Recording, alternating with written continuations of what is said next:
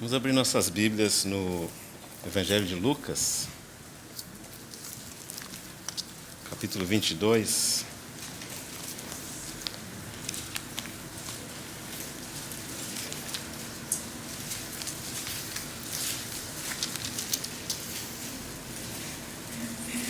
Versículo 7.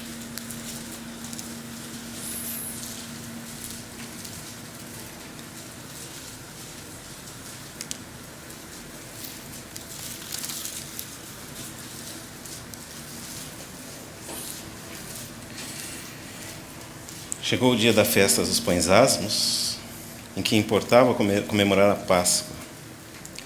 Jesus, pois, enviou Pedro e João, dizendo: Ide preparar-nos a Páscoa, para que a comamos. Eles lhe perguntaram: Onde queres que a preparemos?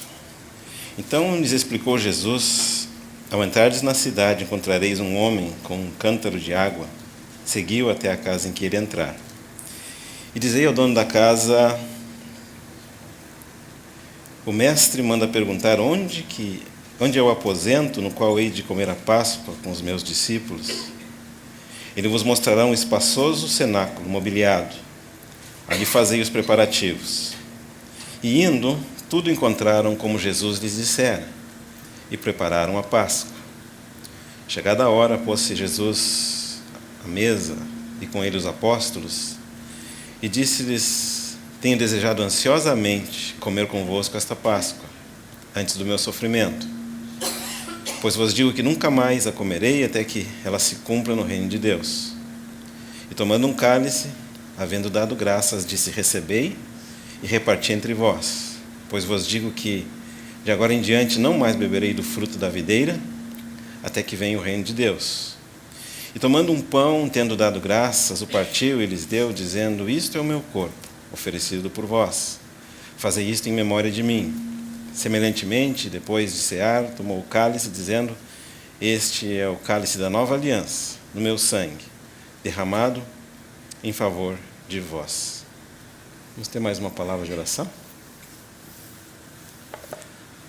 Amado Pai, te damos graça pela maravilhosa oportunidade que o Senhor nos dá de reunir no nome do Teu Filho e juntos compartilhar a Tua palavra. Pai, nós pedimos que o Senhor fale conosco hoje, que cada um de nós receba algo do Senhor e que esse algo seja mais conhecimento, mais revelação do nosso amado Senhor Jesus Cristo. Nós colocamos em Tuas mãos esse tempo juntos, no nome de Jesus. Amém. Esses versículos que nós lemos, eles descrevem a inauguração de uma celebração. O povo de Deus tem diversos tipos de reunião. Na verdade, o Senhor disse, onde 2 ou 3 estiverem reunidos em meu nome, Ele prometeu: ali estarei no meio deles. Depois ele também fala, quando vos reunis, um tem salmo, outro tem doutrina, outro tem revelação. E nós devemos fazer tudo para edificação, para a glória de Deus. Mas, de alguma forma, o Senhor instituiu um reunir, que seria especial. E é esse reunir que nós acabamos de ler aqui no capítulo 22 do Evangelho de Lucas. E quando o Paulo encontrou alguns problemas na maneira dos irmãos em Corinto reunir, ele traz à lembrança deles o propósito dessa reunião específica aqui, que ele chama de a ceia do Senhor. Qual que era o problema daqueles irmãos em Corinto,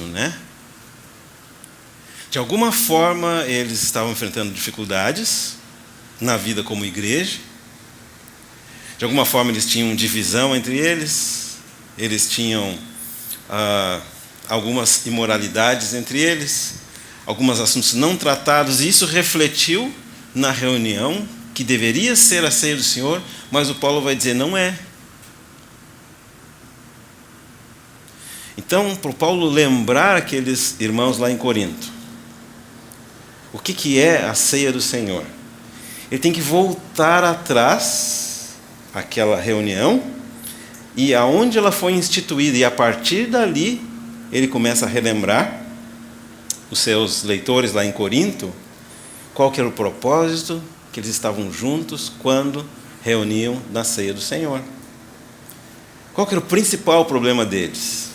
Eles tinham esquecido o significado dessa expressão, né? Ceia do Senhor. Era uma ceia, mas não era do Senhor, porque o Senhor estava ausente daquela ceia.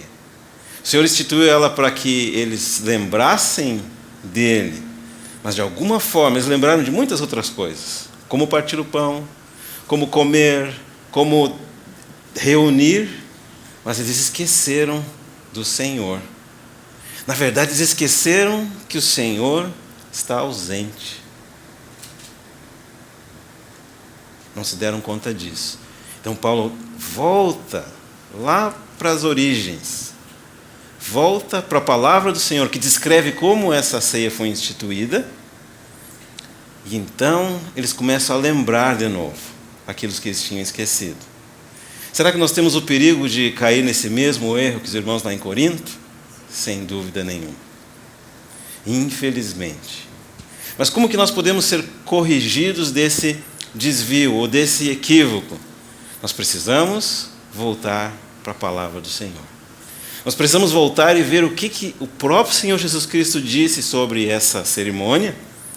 E foi isso que nós fizemos. Nós voltamos lá para o Evangelho de Lucas e nós começamos a ler quando que essa ceia foi instituída. E nós vemos que ela foi instituída na noite que o Senhor foi traído. De alguma forma essa ceia se encontrava, esses eventos da ceia do Senhor se encontravam entre uma série de eventos que ocorreram antes daquela ceia e uma série de eventos que ocorreram depois daquela ceia. E nós sabemos que antes daquela ceia tinha vários personagens. Tinha os fariseus, os saduceus, os escribas. Eles odiavam o Senhor Jesus. Eles estavam planejando como matar o Senhor Jesus. Mas nós sabemos que tinha também os discípulos. Infelizmente, os discípulos estavam ocupados em definir quem que era o maior entre eles. E nem perceberam que o Senhor estava ansioso para celebrar aquela ceia, porque seria a última Páscoa dele. Seria a última Páscoa e, a partir dali, a primeira ceia. Mas você vê que o raciocínio dos discípulos estava num outro foco. Se nós lemos outras passagens da Escritura sobre esse evento, vamos ver que tinha uma mulher chamada Maria. De alguma forma, Maria captou a importância daquele momento. Ela entendeu que aquilo falava não de um simples reunir, mas aquilo falava de uma expressão de amor. Por amor, o Filho de Deus estava entregando a sua vida na cruz do Calvário para nos redimir dos nossos pecados. E por amor, aquela mulher derrama sobre o Senhor aquilo que ela tinha de mais precioso. E nós sabemos que os discípulos a criticaram. Estavam preocupados com o desperdício, né? Por que esse desperdício? Nós sabemos que o Judas dizer por que esse desperdício é compreensível. Se aquela mulher tivesse derramado água sobre a cabeça do Senhor, o Judas ia achar que era um desperdício. Mas e os outros discípulos? Como é possível que eles erraram tanto o alvo e não perceberam a importância daquele momento? De alguma forma, eles tinham perdido o Senhor. Eles tinham a forma, tinham o ritual, tinham as coisas todas em ordem, mas esqueceram o ponto principal, o nosso Senhor Jesus. Então nós lembramos, quando nós celebramos a ceia do Senhor, a ceia é do Senhor. Eu e você somos convidados. A mesa é dele.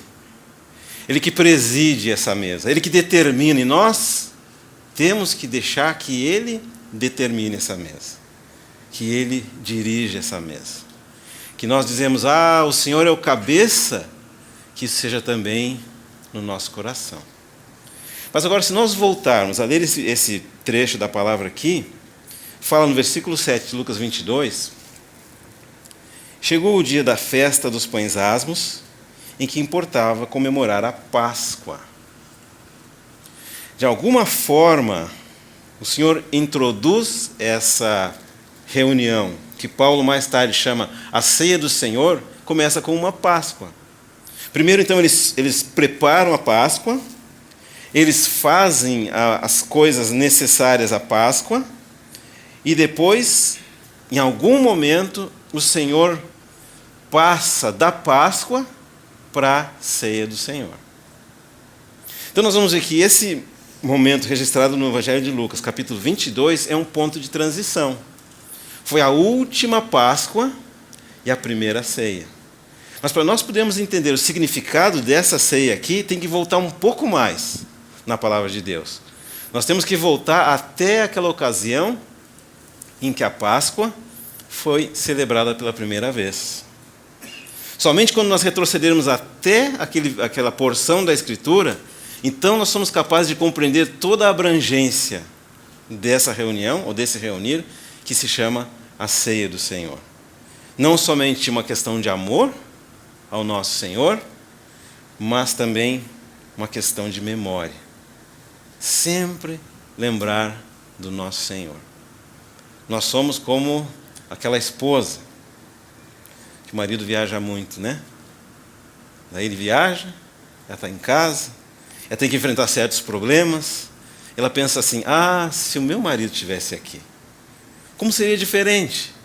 Nós resolveríamos as coisas dessa e dessa maneira. Como ela espera o dia que ele vai voltar. E eles juntos vão poder fazer algumas coisas, vencer algumas dificuldades, superar alguns desafios. Esse deveria ser o nosso coração. Como nós devíamos esperar o dia que o nosso Senhor vai voltar, trazendo salvação completa, trazendo libertação completa, trazendo a glória para a qual nós fomos criados, trazendo a redenção para a qual nós fomos redimidos. Como nós devíamos esperar esse dia da volta do nosso Senhor.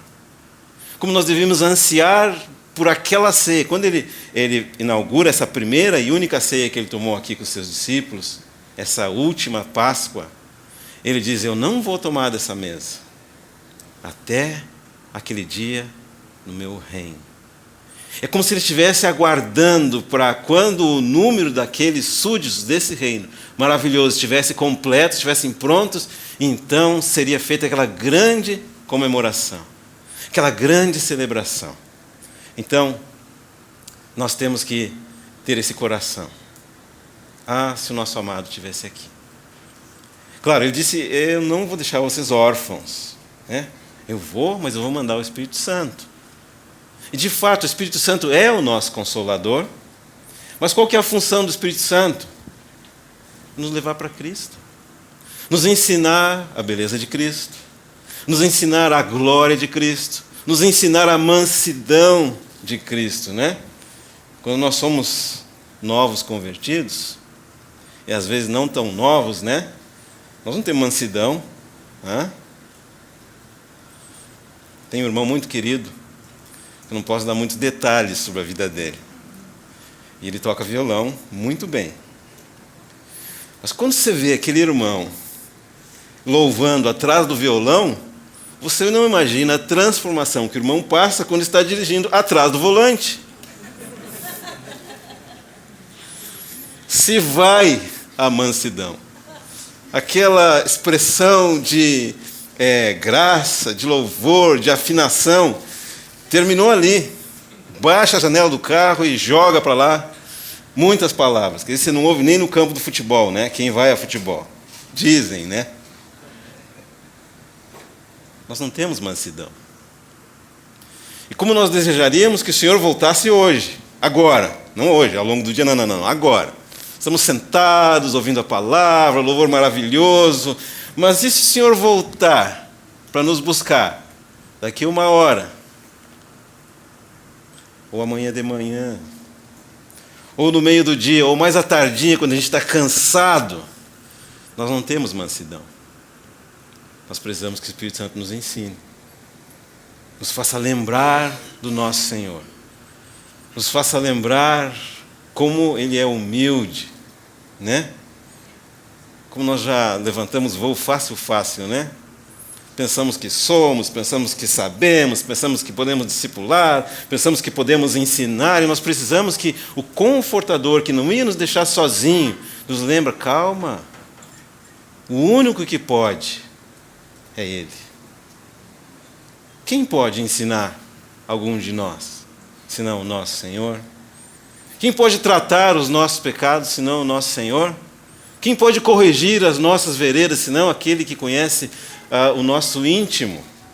Como nós podemos ousar pensar que nós podemos fazer alguma coisa por nós mesmos, sem a ajuda do Espírito Santo, sem a energia do Espírito Santo, sem a sabedoria do Espírito Santo? Nós não podemos. Mas graças a Deus que o Espírito Santo nos foi deixado, o nosso Consolador, que nunca nos abandona, para nos conduzir nesse caminho de sermos transformados na imagem e semelhança do nosso Senhor Jesus. Ao longo desses caminhos tortuosos da nossa vida, ao longo das noites, das madrugadas, o Espírito Santo trabalhando, incansavelmente, até que um dia, a imagem e semelhança, o caráter do nosso Senhor Jesus Cristo é produzido na nossa vida. E quando esse caráter é produzido, nós não mostramos nada mais de nós mesmos. Não vai ser a nossa sabedoria que vai impactar as pessoas, não vai ser a nossa erudição, não vai ser o nosso esforço, vai ser só Ele. Os irmãos lembram daquela história engraçada, né? Dizem que foi o Pedro, mas não está na Bíblia, né? Mas eu vou contar assim mesmo. Chegou o Pedro no céu, e o Senhor perguntou, quem é? E o Pedro respondeu, sou eu, o Pedro. Eu disse, aqui não tem lugar não. Mas Senhor, andei contigo lá. Quem é? É o Pedro. Quem é? Ele responde, és tu, Senhor. Pode entrar. Bem-vindo. Quando, naquela hora, nós entrarmos na presença do Senhor, nada daquilo que é nosso, de nós mesmos, tem lugar nas coisas celestiais. Nosso Deus é tão puro. Nosso Deus é tão santo. Só Ele, na verdade, só a vida dEle em nós, no final de tudo vai prevalecer. Porque só a vida dEle é eterna. Só a vida dEle é todo-poderosa. Só a vida dEle vence a morte. Só a vida dEle vence o medo. Só a vida dEle vence a nossa carne. Só a vida dEle vence o nosso eu. Então, é maravilhoso essa expectativa que nós temos. Agora, quando foi de fato, então, instituída essa cerimônia chamada Páscoa? Nós temos que voltar para o segundo livro da Bíblia, lá no Antigo Testamento, o livro de Êxodo, e no capítulo 12. E nós vamos ver, ao mesmo tempo, como que essa Páscoa ela é semelhante à ceia do Senhor, e ao mesmo tempo ela é diferente da ceia do Senhor. Mas os mesmos princípios prevalecem em ambas. Êxodo capítulo 12. Hoje vamos ter muitos versículos, se Deus quiser. Vai cansar o dedo, abrindo a Bíblia. Disse o Senhor a Moisés e a Arão na terra do Egito, este mês vos será o principal dos meses, será o primeiro mês do ano. Falai a toda a congregação de Israel, dizendo, aos 10 desse mês, cada um tomará para si um cordeiro, segundo a casa dos seus pais, um cordeiro para cada família. Mas se a família for pequena para um cordeiro, então convidará ele o seu vizinho mais próximo, conforme o número das almas, conforme o que cada um puder comer. Por aí calculareis quantos bastem para o cordeiro. O cordeiro será sem defeito, macho de 1 ano, podereis tomar um cordeiro ou um cabrito. E o guardareis até o 14º dia desse mês, e todo o ajuntamento da congregação de Israel o imolará no crepúsculo da tarde. Então, quando a Páscoa foi instituída, o Senhor vai dizer assim: esse vai ser o principal dos meses para vocês, e vai ser o primeiro mês do ano. Só que não era no calendário cronológico normal, não era o primeiro mês do ano. Era talvez o 4º ou 5º mês. Como que ia ser o primeiro? Porque a partir dali, para aquele povo de Israel, estava começando uma nova caminhada. E eles deveriam então, no dia 10 do mês, tomar um cordeiro, e por 4 dias eles tinham que examinar esse cordeiro, se não tinha nenhuma imperfeição. E aí, se no 4º dia não tinha nenhum defeito, nenhuma imperfeição, eles deveriam imolar esse cordeiro, deveriam matá-lo. E derramar do sangue desse cordeiro e colocar nas ombreiras da porta da casa deles, e dentro da casa, naquela noite, eles deveriam se alimentar da carne do cordeiro, assada no fogo, com pães asmos e ervas amargas.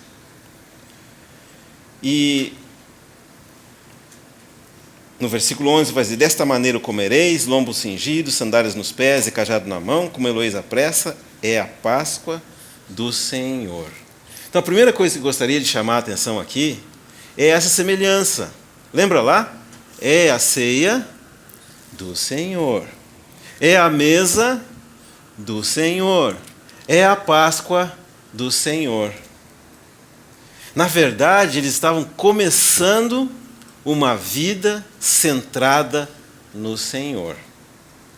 Até aquele momento ali da vida antiga deles, eles viviam uma vida centrada neles mesmos, nas suas necessidades e demandas, algumas listas, outras ilícitas, mas o centro da vida deles era equivocado.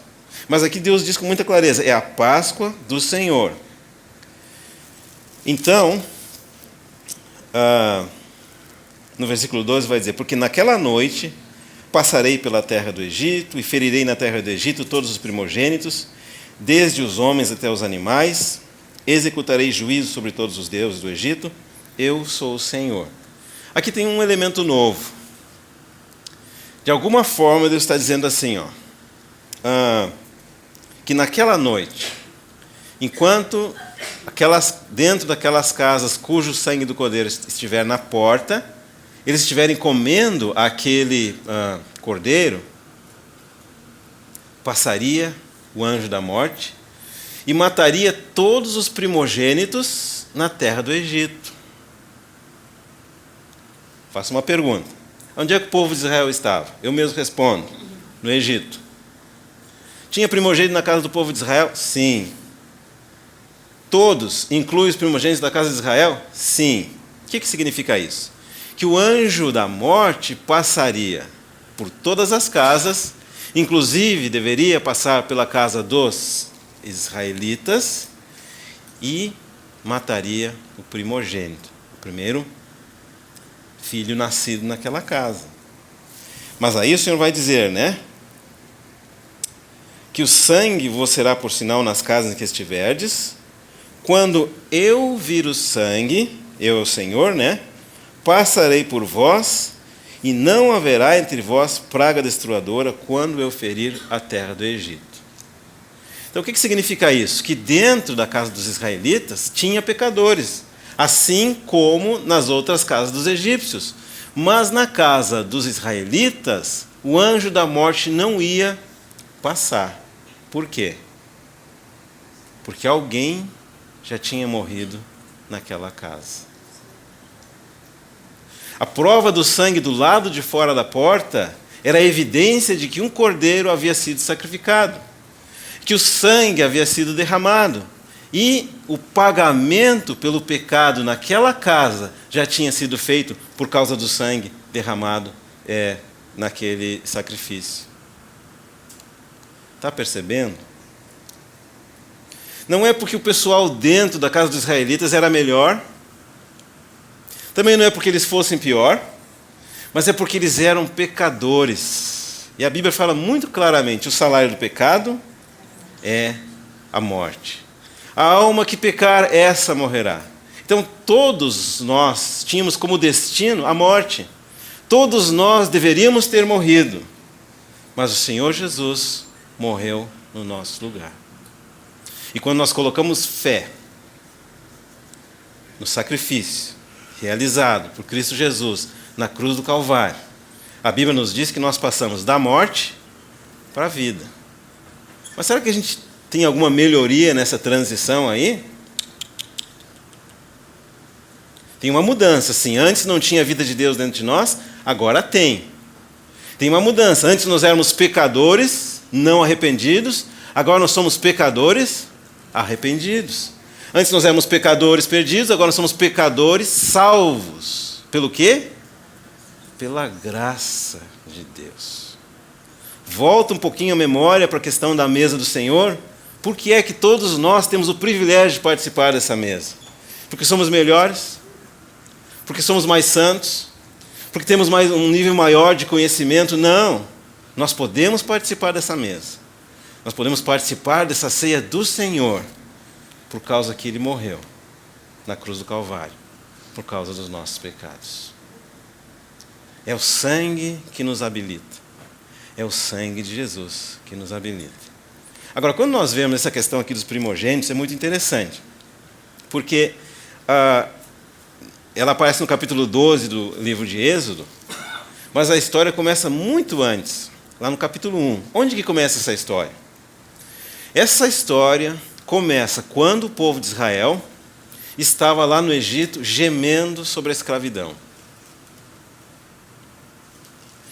E quando nós percorremos o livro de Êxodo, nós vamos ver que Deus vai trazer uma redenção para esse povo de Israel que estava sofrendo na escravidão do Egito. E Ele redime esse povo, santifica esse povo, significa separa esse povo, vem habitar no meio desse povo, dá as leis dele para o meio desse povo, e no final do livro de Êxodo nós vemos Deus habitando dentro do povo de Israel e a glória de Deus enchendo aquele povo. Está vendo a caminhada da condição de escravo lá no Egito para a condição de aqueles no meio de quem Deus habita. E isso, sem dúvida nenhuma, é uma figura da nossa redenção. É uma figura que a Bíblia usa para nos ajudar a entender como que funciona o processo de redenção de Deus. E por que nós precisamos dessa figura? Porque mais cedo ou mais tarde nós podemos cair na tentação de pensar que em algum momento nós podemos fazer algo por nós mesmos, no que se refere à redenção. E talvez essa é uma das lições muito difíceis para Deus nos ajudar a entender, que nós não podemos salvar a nós mesmos. Nem antes de convertidos e nem depois de convertidos. Somente Ele é Salvador. Somente Ele pode nos salvar. É muito fácil nós pensarmos, agora nós aprendemos algumas doutrinas, aprendemos alguns ensinamentos, aprendemos uma maneira de congregar, aprendemos A, B, C ou D, então daqui por diante nós podemos. Não. Sempre segue sendo o mesmo princípio. Nós somos arrancados desse mundo pela graça, somos sustentados nesse mundo pela graça e contemplaremos a face do nosso Senhor também pela graça. E se é pela graça, nenhum de nós tem qualquer motivo para se gloriar.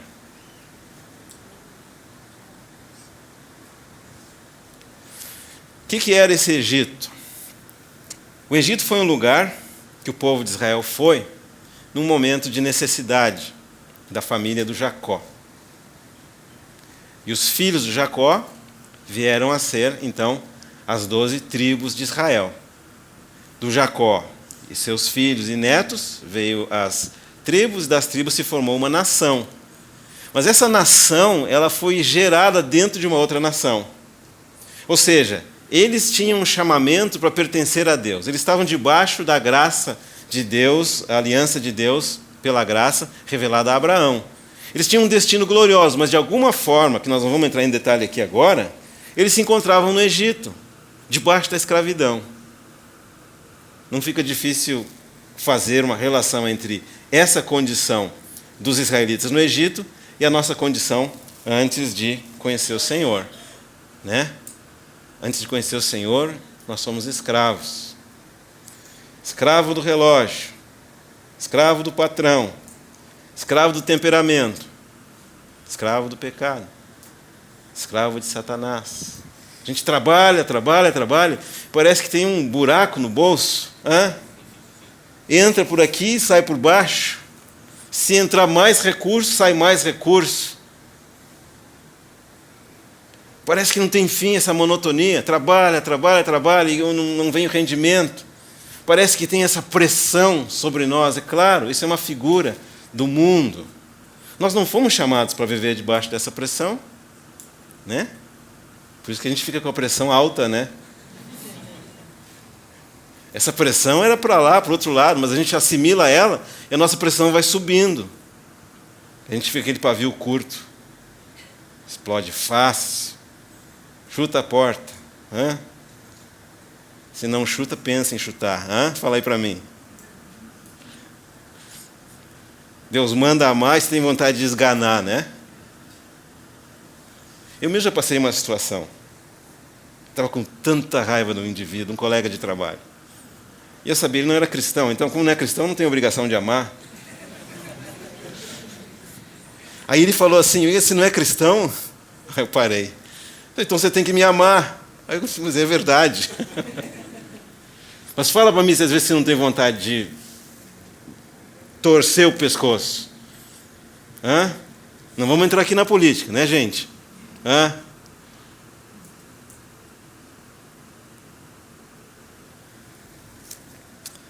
O mundo é um lugar cheio de aflição, cheio de coisa ruim, né? Mas mais do que isso, o mundo é um lugar em que nós dependemos de nós mesmos. Se nós fôssemos olhar a geografia desse lugar onde os israelitas estavam, tivéssemos um mapa aqui, nós olhássemos assim, aqui minha mão é o continente africano, no norte do continente africano se traça um quadradinho aqui na ponta, aqui você tem um lugar chamado Egito.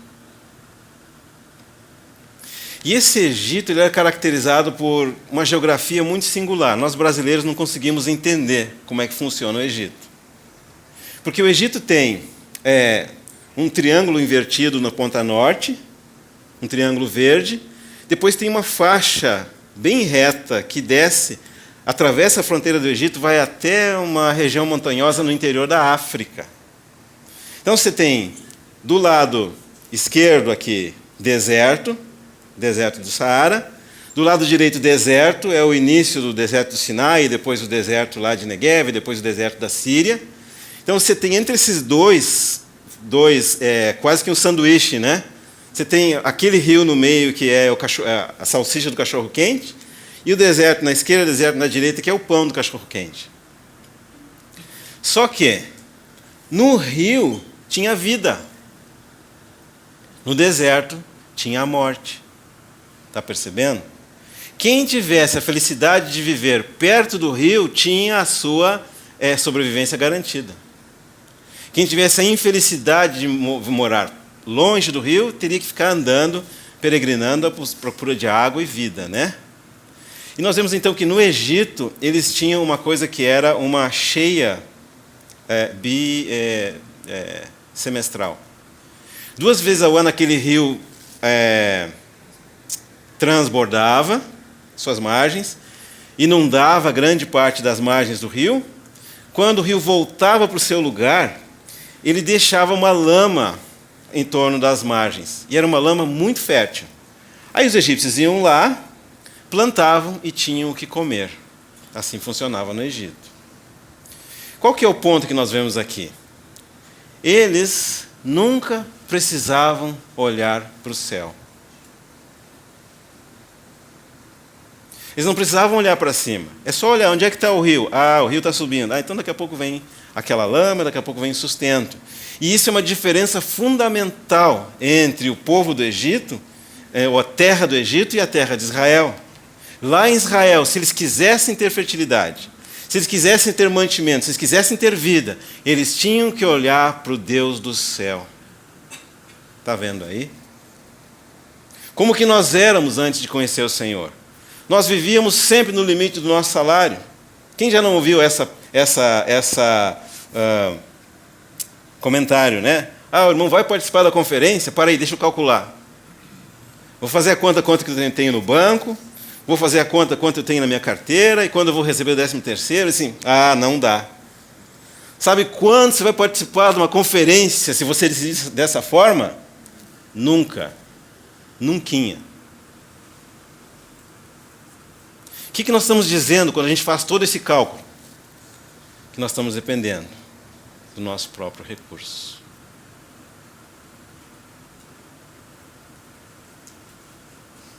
E o que é a vida para a qual Deus está nos chamando? Nós temos que viver com o recurso do céu.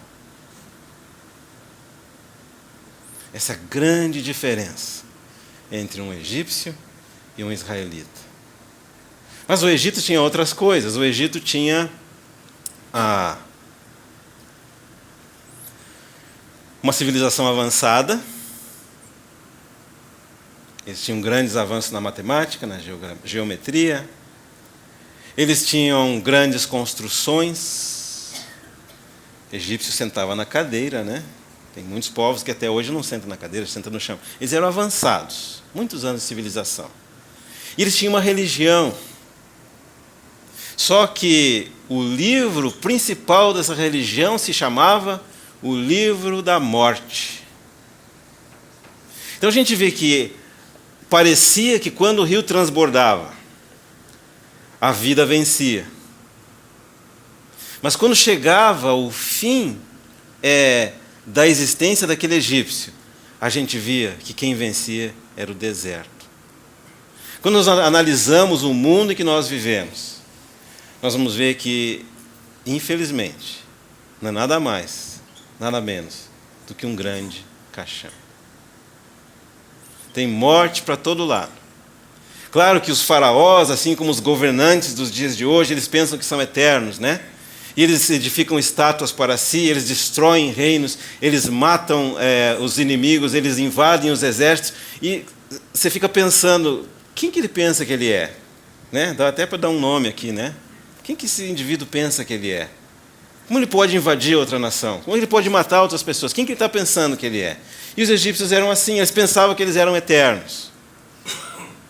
E ainda quando eles estavam enfrentando a morte, eles levavam, os que tinham posses, levavam as posses junto consigo. Colocava lá, colocava a carruagem que ele andava, os ouros que ele vestia, os colares, os vestimentos. Alguns matavam os próprios servos lá dentro, para quando acordarem de novo, viver uma prolongação daquela vida aqui. Eles não tinham uma percepção de que a nossa vida aqui na Terra é limitada, é frágil e muito limitada. A Bíblia define a nossa vida como um sopro. Hoje está, amanhã não está mais. Como uma erva, hoje floresce ao meio-dia, de tardezinha está murcha lá quando bater o sol. Então, Deus precisava acordar aqueles egípcios. Acordar eles daquela religião que venerava a morte, daquela religião que venerava os homens, aquela religião que venerava os animais, as bestas, aquela religião que venerava coisas, objetos, estátuas, para eles acordarem e verem que vida de verdade só tem quando se recebe essa vida do céu. Nós fomos criados para ser dependentes do céu. Fomos criados para ser dependentes de Deus. Se cortar esse vínculo entre nós e o céu, a gente morre. É que nem quando tira uma plantinha do vaso, né? Põe aqui fora. É questão de minutos, questão de horas ou dias. Mais cedo ou mais tarde ela vai morrer. Se nos tira de Deus, mais cedo ou mais tarde nós vamos morrer.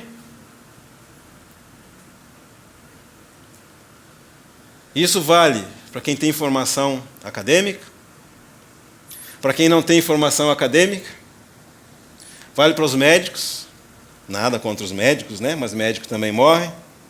Vale para os engenheiros, vale para os filósofos, vale para os pregadores, vale para todos. E vale para mim e vale para você, por causa do pecado. Então nós vemos como que essa vida lá no Egito era uma vida errada. E os egípcios não percebiam isso. E quando os egípcios não percebiam isso, o que Deus tem que fazer? Deus tem que ensiná-los. Aí começa aquelas 10 pragas de Deus sobre os egípcios. Começa primeiro quando o rio é transformado em sangue. Eles adoravam aquele rio. Eles tiravam a vida daquele rio, e Deus mostra que se aquele rio, que era a fonte de vida deles, for eliminado, eles não têm um futuro. Depois temos que veio as rãs, né? Quantidade indescritível de rãs entrando na terra do Egito. Depois nós temos os piolhos, que também eram coisas que eles adoravam. Depois nós temos as moscas. Existia o Deus das moscas, né? E o rei o Deus que era o rei das moscas, era chamado Beuzebu em algum momento, né? Depois tinha a peste sobre os animais. Depois a úlcera, a chuva de granizo, as trevas.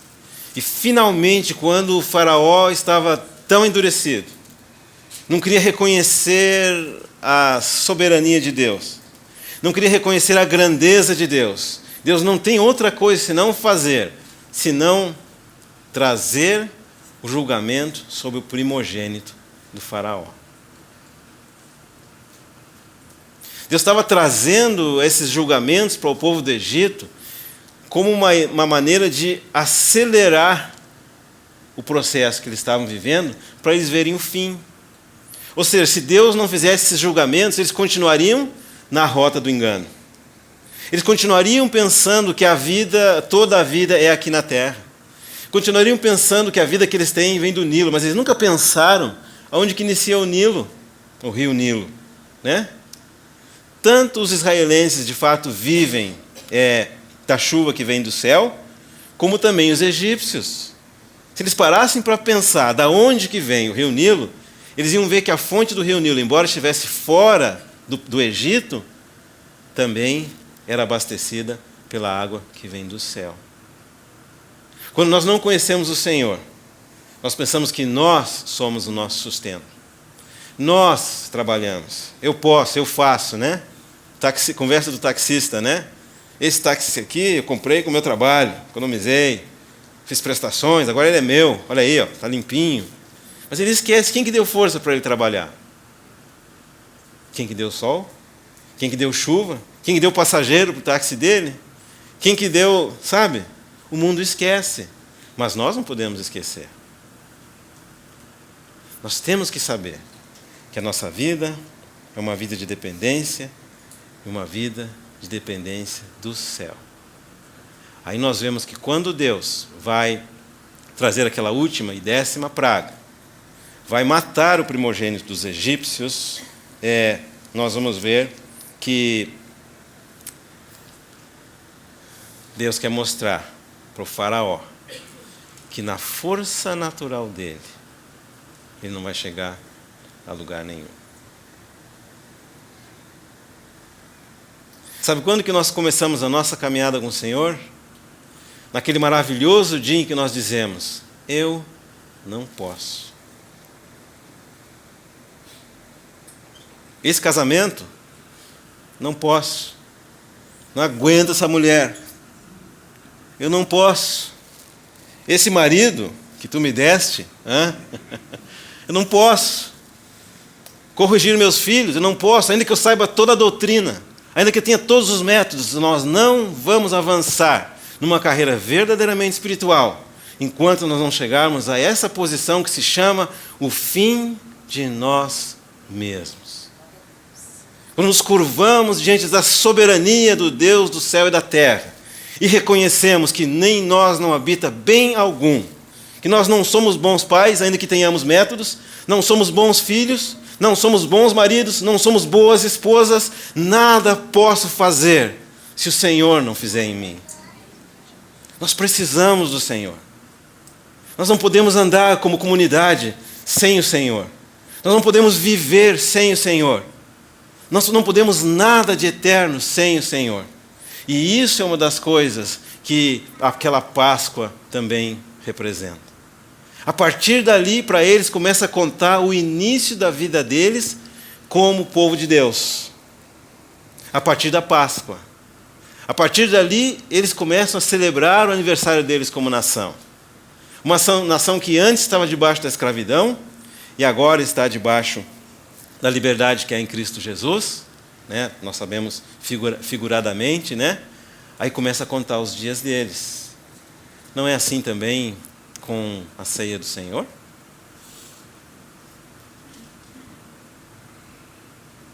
Aquela ceia do Senhor é uma figura de que Jesus um dia morreu na cruz do Calvário. Um dia estava separado o corpo e o sangue do nosso Senhor. Isso fala da morte. Não é qualquer tipo de morte, é uma morte que o sangue é derramado. E naquele dia em que o Senhor derramou o seu sangue para conquistar a você e a mim, ali começou o nosso primeiro aniversário como igreja.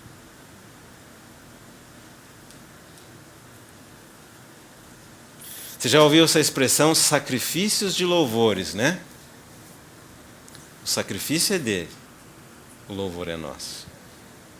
Para que possa haver um louvor nos nossos lábios, tem que ter havido um sacrifício na cruz do Calvário. E aí nós começamos a ver como que Deus quer nos tirar dessa vida do mundo, de independência, de autossuficiência, de autogoverno, para uma vida em Cristo, de dependência, de toda a suficiência nele, e de ser governado pelo Rei do reino dos céus. É para isso que Deus está nos chamando. É para isso que Deus está nos convidando a sentar na mesa dele. Cada vez que sentar nessa mesa, lembrar como que ele nos amou. Como que nós estávamos debaixo daquela mesma maldição que estavam os egípcios. Mas Deus nos amou a tal ponto de entregar o seu Filho, unigênito, seu Filho amado, para que nós pudéssemos ter vida. Em Êxodo capítulo 12, no versículo 26,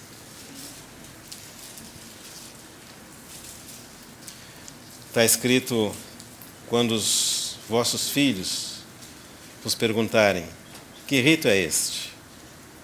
Respondereis: é o sacrifício da Páscoa ao Senhor, que passou por cima das casas dos filhos de Israel no Egito, quando feriu os egípcios e livrou as nossas casas. Então, o povo se inclinou e adorou.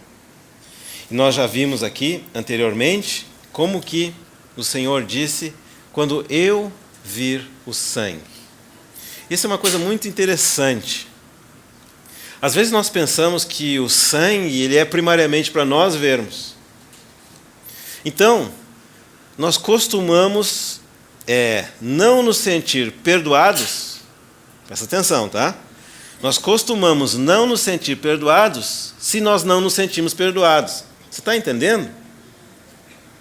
Ou seja, eu espero eu sentir perdoado para acreditar que eu estou perdoado.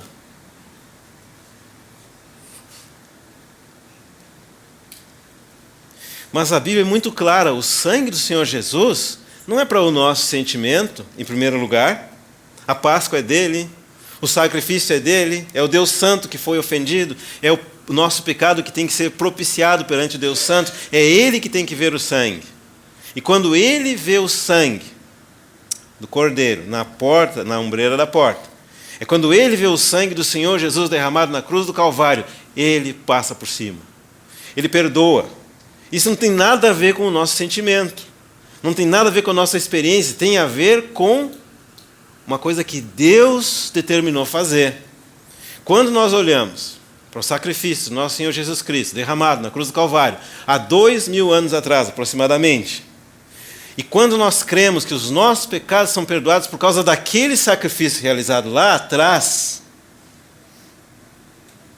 então nós temos paz. Ah, mas eu não sinto. Creia. Creia no quê? Na palavra de Deus. Por quê? A palavra de Deus é eterna. Deus não mente. E Ele diz que o sacrifício do Filho dele, Filho amado, que tem todo o seu prazer, é suficiente para Ele. E se o sangue de Jesus é suficiente para Deus, para perdoar os nossos pecados, nenhum de nós pode dizer que não é suficiente, sem, com isso, imputar a si mesmo um pecado maior.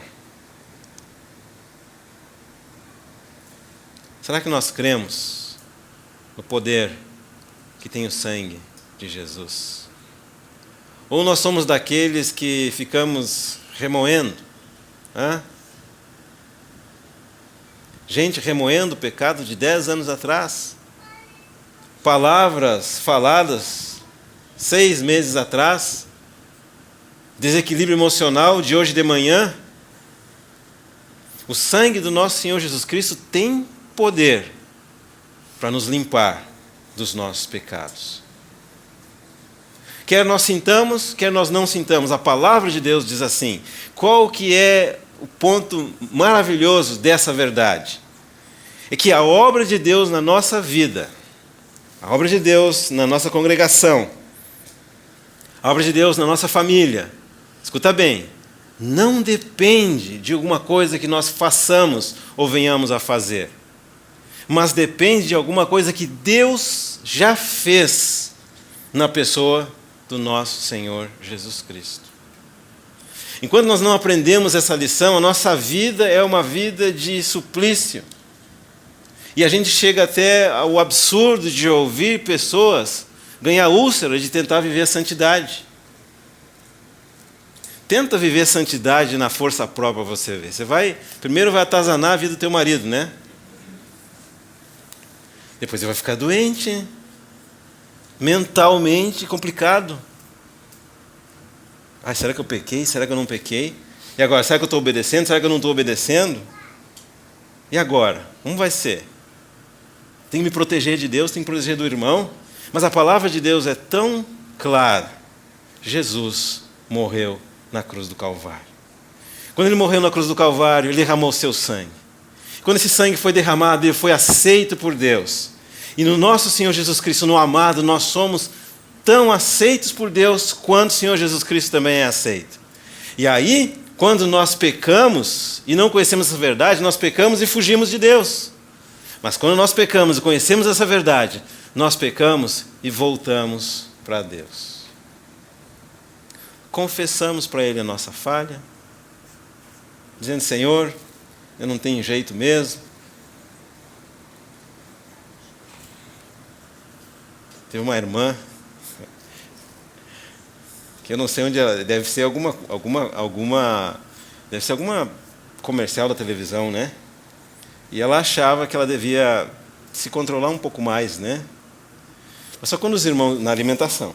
Só que quando os irmãos estão juntos, é muito comum que os irmãos estão juntos e vai comer, né? O irmão não bebe, né? Mas come. Aí aquela mesa, né, com pastéis e pizzas e doces e torta. E a irmã, eu só olhando ela dizia assim: eu resisto. Eu só cuidando, né? E aí vai um come, outro come, eu resisto. Quando chegou lá mais para o final daquele reunir tão gostoso dos irmãos, ela já estava dizendo assim: eu não resisto.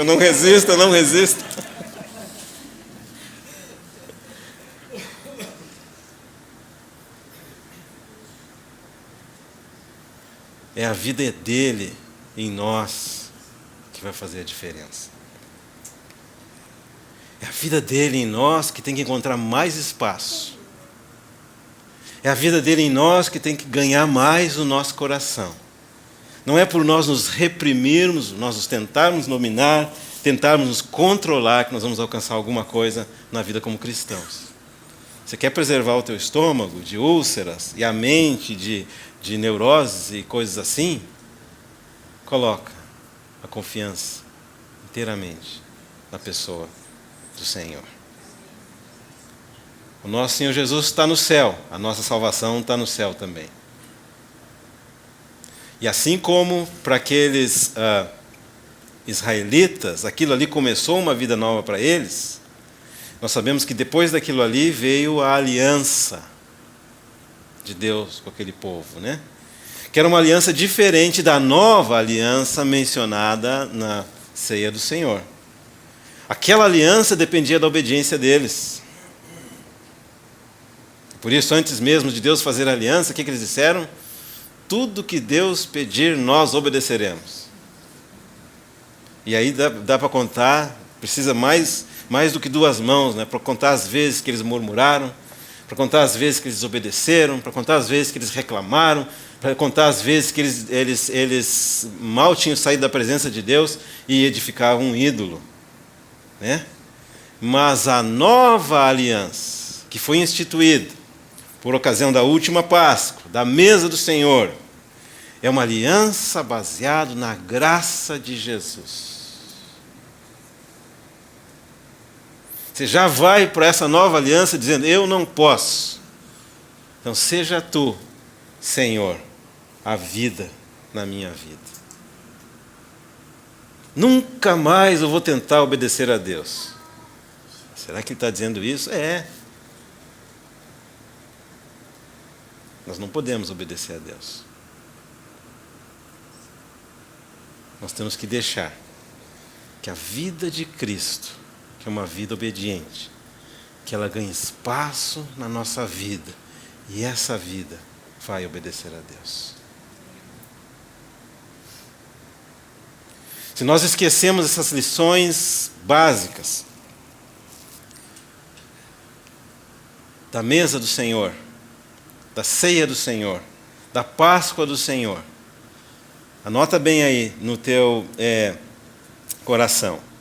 Mais cedo ou mais tarde, você vai se pegar tentando obedecer a Deus, tentando agradar a Deus. O que é isso? É a religião dos egípcios. Aquela obediência que nasce da fé é muito diferente daquela obediência que tenta fazer alguma coisa para agradar a Deus. Aquela obediência que deposita a sua esperança integralmente na obra realizada por Jesus na cruz do Calvário. É essa a obediência que vai prosperar no reino de Deus. Pelo que nós temos das Escrituras, nunca vai haver um momento em que nós podemos dispensar o sangue de Jesus. Lembra que lá em Apocalipse está falando que os vencedores, escuta bem, pelo que eles venceram? Pelo sangue do Cordeiro. Que o Senhor nos livre, nos guarde de tentar sair dessa base segura da obra realizada por Cristo Jesus na cruz do Calvário para uma outra base. De tentar colocar um outro fundamento. É a doutrina número 1, doutrina número 2, a 3, a 4 e a 5, mas são doutrinas. E o nosso fundamento é uma pessoa. Nós precisamos voltar para o nosso Senhor. A nossa vida tem que voltar para aqueles princípios fundamentais. Nós somos chamados para uma relação com Deus. E é nessa relação que nós vamos ser curados. Quando a gente se reúne, ceia do Senhor, na mesa do Senhor, é Ele próprio que vai lavar as nossas feridas. Ele próprio que vai lavar a sujeira dos nossos pés.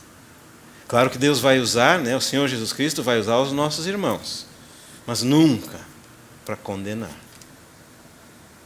Nunca para julgar. Nunca para dizer agora não, nem aqui não. E se os irmãos observarem, infelizmente na história da igreja, essa reunião que deveria ser a marca do amor, assim como todas as reuniões, mas principalmente essa, a marca do amor, tem sido uma reunião para se lembrar de coisas ruins, para descrever coisas que nem a Bíblia ousa descrever, para apontar pecados e falhas. Alguém já vai tremendo para aquilo que deveria ser uma celebração do amor de Deus por nós através de Cristo Jesus. Que o Senhor possa ganhar o nosso coração. Que o nosso reunir, assim como a nossa vida, seja um constante aproximar-nos de Deus, na pessoa do seu Filho. Conhecendo mais a Ele, falando para Ele das nossas dúvidas, falando para Ele das nossas mágoas. Excelente maneira de não ficar amargurado, né? Fala para Deus. Fala com Ele hoje, agora. Não leva esse problema de volta para casa. Fala para Ele. Fala o que você não entende. Fala o que está faltando. Fala o que você gostaria. Fala com o Senhor. Quanto Ele está esperando que nós nos voltemos para Ele e falemos com Ele. Tenhamos comunhão com Ele. Digamos o que se passa conosco. E digamos, Senhor, Tu és o meu Senhor. Seja Tu também o meu socorro. Seja Tu também o meu sustento, Senhor. Seja o Senhor a nossa força para o trabalho, para os estudos, para a criação dos filhos, para manter o nosso casamento, para manter a nossa vida como solteiros ou solteiras. Senhor, para manter a nossa vida como viúvos, nós temos que depender do Senhor. No dia que nós aprendemos esse caminho de dependência do Senhor, nós experimentaremos o que é a suficiência do Senhor. E nós veremos que o Senhor é suficiente. Veremos que em algumas vezes Ele não vai resolver o problema como você esperava, mas Ele vai me dizer, a minha graça te basta. E quem são aqueles que venceram? São aqueles que de graça em graça passaram mais uma noite. A graça de hoje é só para a noite de hoje. Amanhã de manhã precisamos graça nova. Amanhã meio-dia precisaremos graça nova. Mas de graça em graça, de madrugada em madrugada, nosso Senhor vai nos conduzir até o caminho final. Essa obra é dele. E aquele que começou a boa obra em nós, certamente Ele vai terminar. Vamos concluir com uma palavra de oração? Mas, Senhor, colocamos essas palavras de novo na Tua mão. Pedimos que o Senhor abra o nosso entendimento. Que o Senhor abra os nossos olhos, para que possamos ver o nosso Senhor adiante de nós, em todas as situações, em todas as circunstâncias. Ajuda-nos, Senhor, a lembrar que o Senhor é o centro da nossa vida e que é o sangue do nosso amado Senhor que nos dá essa vida, que nos dá essa preciosa salvação. Nós oramos no nome de Jesus.